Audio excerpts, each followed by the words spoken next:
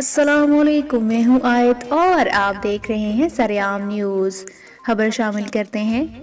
Italy के शहर Bologna में कायम पहली पाकिस्तानी बुटीक पाकिस्तानी लेडीज़ कपड़ों की नई और दिलकश वैरायटी मुनासिब दाम में दस्तयाब है। नीज चूड़ियाँ, मेहंदी और बच्चों के कपड़े भी दस्तयाब हैं। मज़ीद खबरों और अपडेट्स के लिए देखते रहिए सरेआम न्यूज़।